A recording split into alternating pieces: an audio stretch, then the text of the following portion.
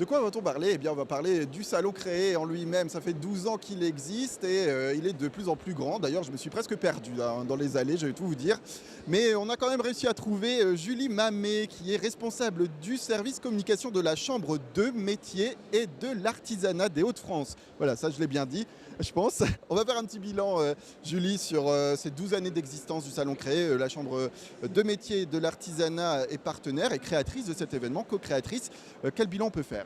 Alors comme vous venez de le dire, on est membre cofondateur du salon et depuis 12 ans, on a plaisir à venir rencontrer les porteurs de projets, à leur faire émerger les projets, à les faire développer.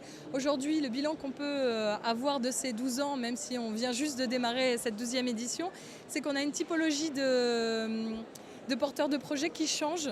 Et donc on s'adapte sans arrêt aussi à leurs demandes, puisque au démarrage on était plutôt sur de la création pure. Aujourd'hui on est sur de la création, mais aussi du développement d'entreprise, de la reprise de franchise, de la reprise et de la transmission d'entreprises artisanales.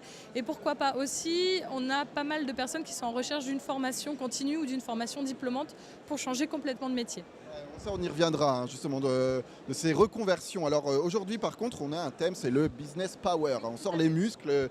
Et vous le disiez avant l'interview, c'est grâce à Xavier Bertrand qu'on sort les muscles. C'est la région qui...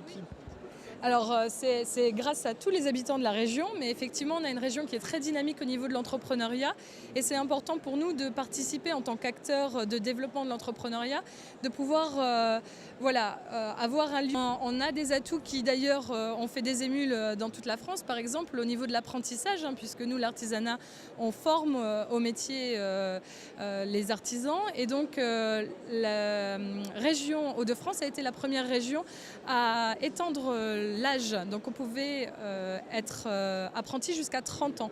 Et donc ça permettait aux gens qui avaient déjà un parcours dans l'enseignement supérieur de revenir à un métier artisanal et de pouvoir bénéficier des subventions.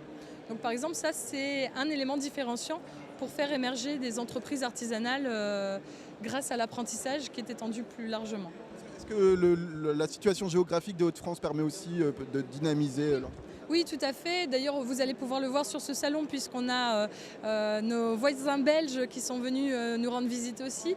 Le fait d'être dans les Hauts-de-France, c'est une plaque tournante pour le commerce. On est lié avec les Pays-Bas, on est lié avec la Belgique, on a aussi la possibilité de faire du commerce avec la Grande-Bretagne. Et donc, c'est vraiment, on est au cœur de l'Europe pour du business notamment qui concernerait de l'export, une activité d'export, effectivement.